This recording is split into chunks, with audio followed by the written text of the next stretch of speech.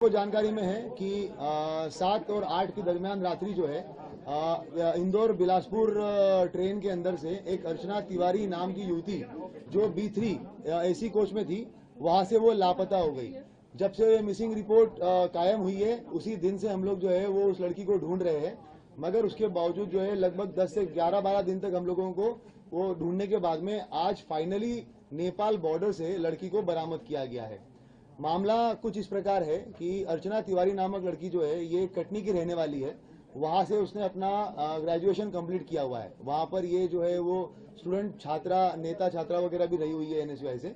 उसके बाद में फिर ये 2 साल तक जो है वो जबलपुर में प्रैक्टिस करती थी एडवोकेट की। उसके बाद इंदौर में ये पिछले 1 साल से एडवोकेट की वकालत कर रही थी। इसी दरमियान जो है इसके परिवार वालों की तरफ से लगातार इसको रिश्ते वगैरह आ रहे थे, जिसमें इसको शादी नहीं करनी थी। लगभग 3 से 4-5 शादी के प्रपोजल आने के बाद में कुछ इश्यूज हुए, शादियां टूटी या उसको नहीं करना था, उसने ना बोल दिया। एक इंदौर में जो है इसकी दोस्ती हुई सारांश जोगचंद करके है, 26 साल का लड़का है, शुजालपुर का रहने वाला है। ये 1 जनवरी के आसपास में, मतलब 1 जनवरी 2025 के आसपास में उसकी जो है वो उसके साथ में मित्रता हुई है। और ट्रेन में ही, इसी सेम ट्रेन में जो है ये उस दिन जा रहे थे और आमने सामने जो है इनका रिजर्वेशन था, तो आमने सामने बैठे हुए थे। ये वकील थी, किसी चीज के बारे में बात कर रही थी। सारांश का भी कुछ जो है वो इश्यू चल रहा था घर पे, तो उस तरीके से उसने उससे बात करना शुरू किया। उसके बाद में बातें जो है वो और भी जो इसके लीगल इश्यूज थे, इसने अपना ड्रोन कंपनी का एक कुछ प्राइवेट लिमिटेड कंपनी बनाने के लिए ये प्रयास कर रहा था इंदौर में, तो उसके लीगल डॉक्यूमेंट को लेकर आपस में बातचीत होना शुरू हो गई और उसके बाद में फिर इनकी लगातार बातें शुरू हो गई। जब ये घटना दिनांक जो 7 तारीख है, उसके पहले इसके माता पिता ने और इसके बड़े ताऊ ने जो है वो एक तहसीलदार पटवारी के साथ में इसका रिश्ता फिक्स कर लिया था। उस टाइम पे परिवार के साथ में इसकी लंबी कहासुनी हुई है। उन्होंने कहा कि अब तुम अपनी पढ़ाई वढ़ाई सब छोड़ दो और तत्काल वापस आ जाओ, तुम शादी करके जो है वो तुम्हें जाना ही है।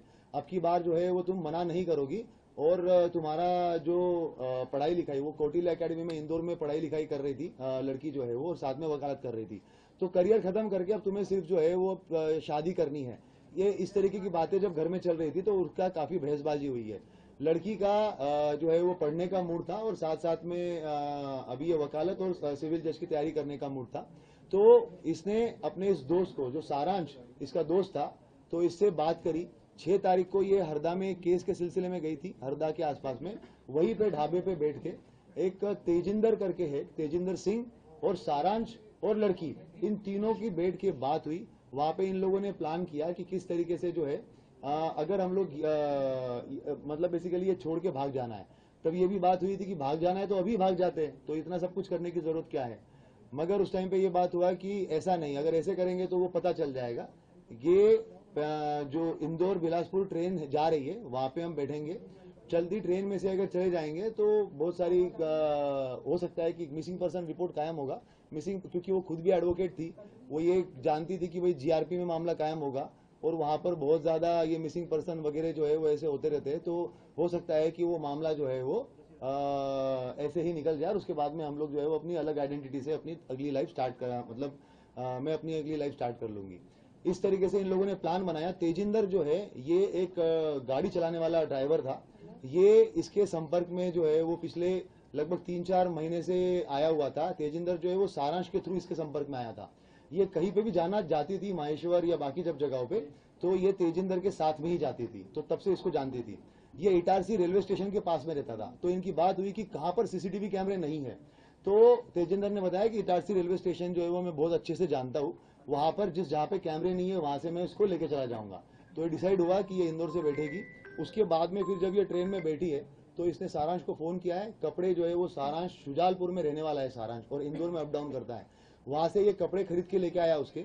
ये एक अपनी XUV 700 XUV गाड़ी से जो है वो बाय रोड वहां पे इटारसी तक आया और नर्मदापुरम तक आया। नर्मदापुरम में इसको तेजिंदर मिला। तेजिंदर के साथ में इसने उसको कपड़े दिए। तेजिंदर जो है वो नर्मदापुरम में ट्रेन में बैठा हुआ है। ट्रेन में बैठने के बाद में इसने लड़की को कपड़े दिए। उसके बाद में जो सारांश है, ये लड़का पहुंचा इटारसी बाय रोड। उसके बाद लड़की ने जो है वो अंदर ही अंदर कपड़े वपड़े चेंज किए ताकि उसको कोई पहचान ना सके। उसके बाद में ये A2 B3 कोच में ये थी, मगर ये A2 कोच से अलग से बाहर निकली इटारसी में। इटारसी में ऐसे बाहर निकली कि क्योंकि तेजिंदर को पूरा पता था कि कैमरे का सिस्टम कहाँ कहाँ पे है और कहाँ पे नहीं है, तो आउटर एरिया में इसने जो है वो लड़की को उतारा और वहां से उसको लेके चला गया। और बाहर जो है वो सारांश वेट कर रहा था, तो वहां पर उसने जो है वो लड़की को लेके जाकर सारांश को दे दिया। लड़की ने अपने मोबाइल और घड़ी जो है वो तेजिंदर को दे दी और बता दिया कि भाई इसको जो है ये आपका बागतवा और मेडघाट वाला जो एरिया है उस तरफ कहीं तो फिकवा देना, ताकि ये बात हो जाएगी। तेजिंदर से उसने ये भी बात की थी कि हम लोग 3-4 लड़कों से एक रिपोर्ट लिखवा देंगे कि भाई कोई तो लड़की वड़की जो है वो यहाँ पे गिर गई है करके ऐसा। और ट्रेन में जब आगे गाड़ी वाड़ी रहेगी तो वहां पर हम लोग जो है वो कंप्लेंट करवा देंगे।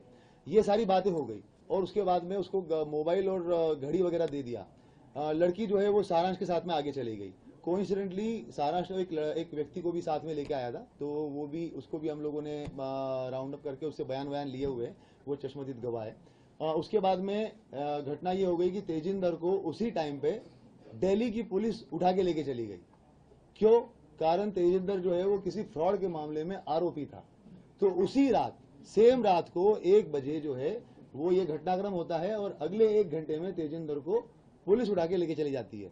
अब जब ये पूरा मामला हमारे पास में आता है, लड़की जानबूझ के सामान पूरा के पूरा सीट पे छोड़ के गई ताकि हम लोग ये सोचे कि लड़की हो ना हो कहीं पे गिरी है, वो कहीं पे भागी नहीं है। अगर भागती तो पूरा सामान लेके जाती। ये पूरा सोच के प्लान करके जो है वो सामान वहीं पर रखा गया था।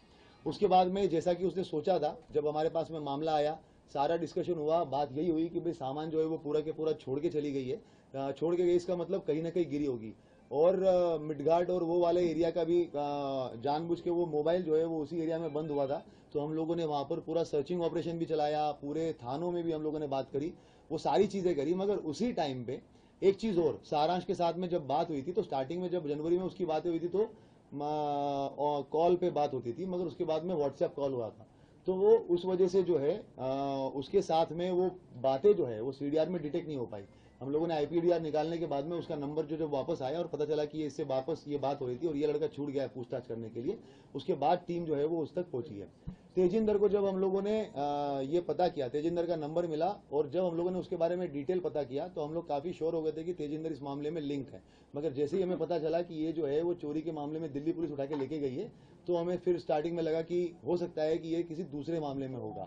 पर जब सारांश को उठाया गया और सारांश से जब पूछताछ हुई तो उसने बताया कि तेजिंदर, लड़की और इसने सबने मिलकर ये प्लान किया था।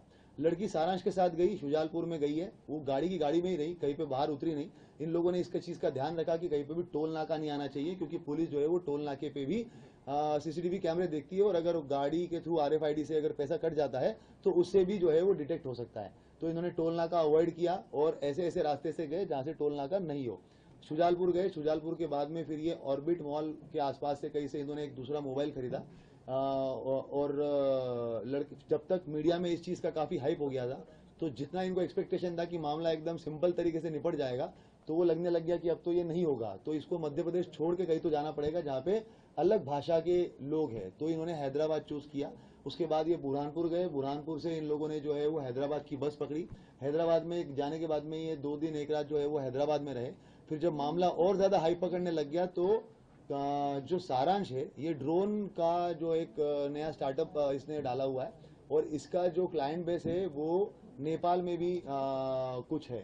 तो इन लोगों की पहले वो बात हो चुकी थी, तो इनकी बात हुई कि अब इसको जो है वो भारत छोड़ के ही हम लोग जो नेपाल की तरफ चले जाएंगे। उसके बाद फिर इन लोगों ने बस पकड़ी, बस पकड़ के जोधपुर से दिल्ली, दिल्ली से उसके बाद में जो है ये कुछ दिन वो काठमांडू चली गई। लड़की काठमांडू चली गई, लड़का जो है वो वापस आ गया।